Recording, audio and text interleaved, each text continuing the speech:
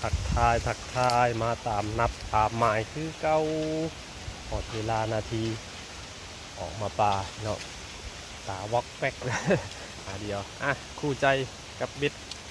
มาคือเก้าเนาะลงมาห่วยตอนแรงๆหลังจากที่ว่าอยู่เพื่อน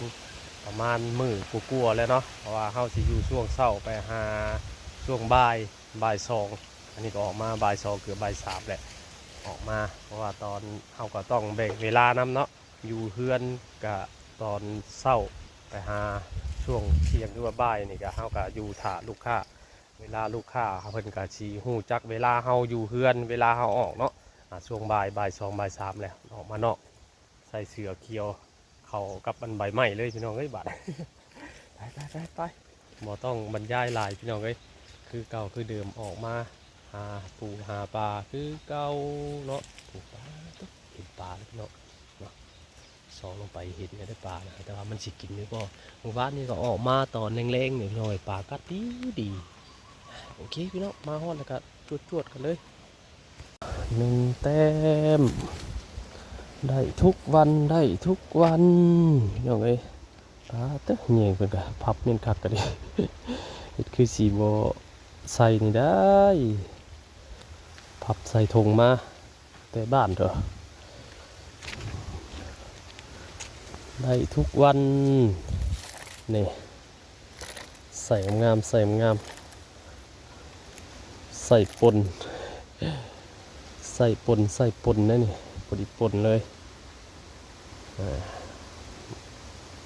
บ่เคยขาดกับในออกมาเลยบ่ได้แต่มือบ่ออกมากับมือออกมาได้คู่มือมันเตบมันลัดแรงปลาคอน้อยบ่แม่นปลาคอใหญ่เด้อปลาคอพอดีงามพอดีปนโอเคยาวต่อพี่น้องก็ออกมาสุดยอดเลยตัวดีพี่น้องตัวเดียวกับเมื่อได้คุ้มค่าเป๋าตู้แต่หามามีชุดนี้ใหญ่ขนาดสุดยอดโอ้ยลองก่อยเขากินไส้เขาโอ้ยดีใจลายถิ่มมันนี่ใส่ดินไส้กินดินไส้เขาลอกก่อยแล้วบัดตายสุดยอดชุดนี้จะเต็มใหญ่ขนาดเท่าแขนเลยเต็มนี่นอนโคโลอยู่พี่น้อง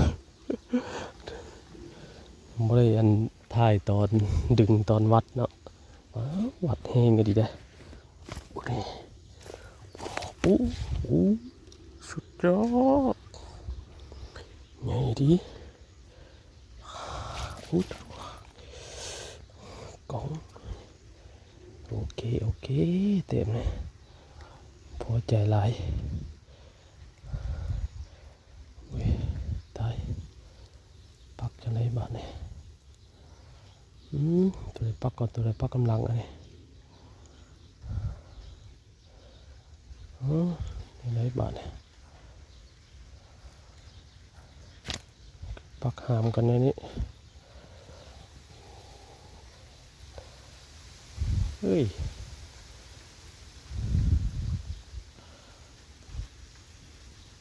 ตะปักงัดกันในนี้เนี่ย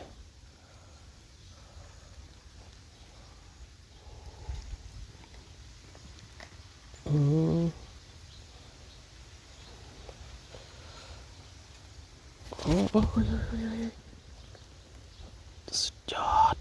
ดยอดเต็มนี่เกือบกินไส้ออกลอกโอเคพอใจละสับนี้ก็ได้สอบเต็มเริ่มเทิมเลยตัวนี้รับเบิ่นเทิมเลยไปยาวต่อใกล้สิคำเลยเจ้าหน่อยจะกลับพี่น้อยเลาะข่อยที่ ขีดทรายเข้าไปแล้วว่าสิบ่ได้มานี่นะยังพุ่นไล่เบ็ดอยู่ไล่เหงื่อแกงกลับไปกลับมาเพื่อเป็นสิเข้ามาหาเหงื่อได้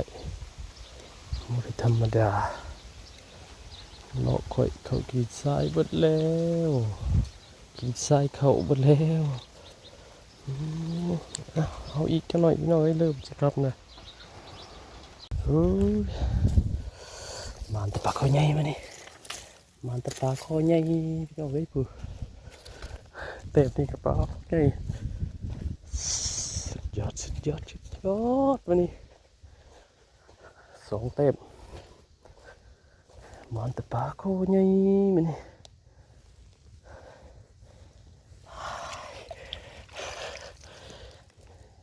บ่เห็นตอนวัดพี่น้องเอ้ยบ่ได้ถ่ายตอนวัดมันตะปาคอใหญ่มานี่มายามแรงนี่ป่าเขาใหญ่กินสุดยอด2 เทพนี่เท่ากันเลย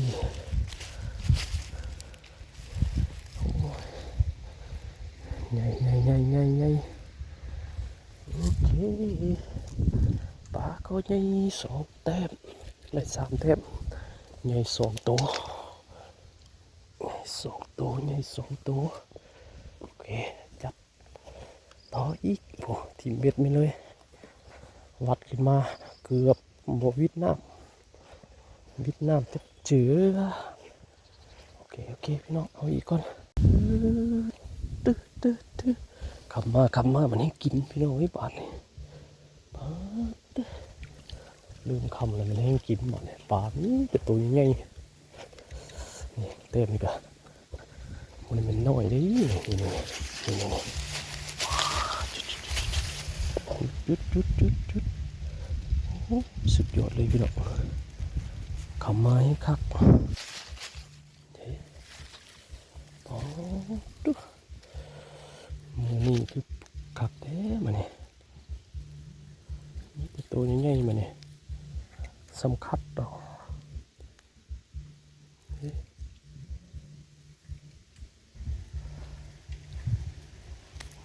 สำคัญเอาพี่น้องเอ้ยมาเนี่ย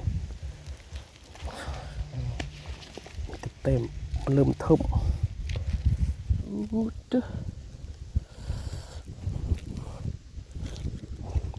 ว่าสิเมื่อบาดใดกับโบได้เมื่อนี่ได้หมานก็เราก็ดีมีเต็มใหญ่มาเนี่ยสุดยอดเอาอีกมันอยู่นี่แหละมันค่ำหมดเลยมันนี่แต่วิ่งกับสิตกดินนะมันคำอีกแล้วพี่น้องมานี่คำแต่ว่าคุ้มนี่เต็มใหญ่มีแต่เต็มใหญ่มานี่4 ตัวเต็มใหญ่เลยรับแขนกูได้เต็มใหญ่เลยมานี่โอเคคุ้มแล้วมานี่กลับเนาะเพราะว่าเขาออกมายามเดียวตอนเช้าเขาก็อยู่จนฮอดบ่ายรอลูกค้าจนฮอดบ่ายแบบว่าทั้งนั่นเขากับบ่ให้เสียการทั้งนี้เขากับบ่ให้เสียงานเนาะมาจะได้เลยน้องนี่คุบอยู่เพื่อนเขาก็ได้เวียกเวลาลูกค้าเบาบางน้อยนึงเขาก็ออกมาหากินว่านี่ลุงให้ก็ออกมาประมาณนี่แหละประมาณเวลาใกล้บ่าย 2บ่าย 3เนาะ3 โมงมันนี่ออกมาก็15 โมงกลัวก็3 โมงกลัวเลยออกมาตอนนี้ก็ตะเวนชิตกดินแล้วค่ำแล้วพี่น้องแต่เขาก็ได้พออยู่พอกินคุบเนี่ยได้4 ตัวรับแขกเลยมันตัวมันใหญ่เลยมันนี่นะโอเคพี่น้องเนาะไปบ้านจอดรถเมียนทั่วเดี๋ยวย่างไปหารถก่อนว่ามันกะมามันนี่ก็บริไกลบ้านปะใดอยู่แถว นี่แหละแค่บ้านนี่แหละหาอยู่หากินไม่ต้องไปไกลก็ได้มันนี่กะโซ่เขาขาดไอ้สีแต่ปักเนี่ยมึงไงพี่น้องเอ้ยงามบาทเนี่ยเป็นท่ากลับบาทเนี่ยขับแล้วมันเนี่ยจะเป็นตกดินเลยเป็นไงโอ้จอดรถมีอันเทียงนอกสระเพิ่นเขาจะไปทางนี้มาเนี่ยบ่ได้เข่าหัวเพิ่นปกติยังไงมาเลยเข่าหัวเพิ่นเนาะแต่เป็นตกดินเนี่ยพี่น้องปลูกทางแต่เป็นแดงๆก็แต่ว่ากับโบไกลดอกเนี่ยแต่ยากเมื่อกับโบเฮิงตอนนี้ขี่รถมาบรรยากาศกระจดมืดครึ้มหาอยู่หากินน้องเอ้ยบ่ให้ขาดบ่ให้ขาดบ่ให้ขาดเราได้อยู่ได้กินพอเบาบางน้ำครอบน้ำครัวเอาบ่หากับนี้แต่ซื้อนี่แต่เงินพี่น้องเอ้ยมันก็บ่ไหวเนาะเลยซื้อก็ซื้อสิ่งที่จำเป็นเนี่ยอยู่เนี่ยกินเนี่ยได้เขาหาได้เขาก็หาไปจากเส้นมานี่แหละเดี๋ยวลูกเนี่ยออกมาคุ้มมือแน่เนาะออกมาเพื่อว่าหาปูหาปลาเมื่อไหร่ครอบครัวซอยเงินทางครอบครัวเขาก็บ่มีเวียกเห็นงานทำอยู่ไปจากเห็ดนาแล้วก็บ่มีได้เห็ดเลยมองหาปูหาปลาแบบนี้เลยพี่น้องเลยจนน้ำบกนี่ก็เบิดโอกาสเลยมีแต่เต้มมาเริ่มเทิมอ่ะนี่มีแต่เต้มบักไงแต่ละโตโอ้แต่ละโตโอ้ยน้อยสุดยอดมาเนี่ยมันอีครับคำเลยมันจังว่ากันไม่อีกน้องเอ้ยไปข้างในกันเนาะจะพบพ่อกันดิไปข้างในแหละไปเรื่องไปนี่แน่นอนไปทุกมื้อเนาะเผื่อว่าหาอยู่หากินพอกลัวบ่หาก็บ่ได้กินน้อยก็เลยจำเป็นต้องไปเนาะกับใจก็มักแน่มักไปทางนี้นะ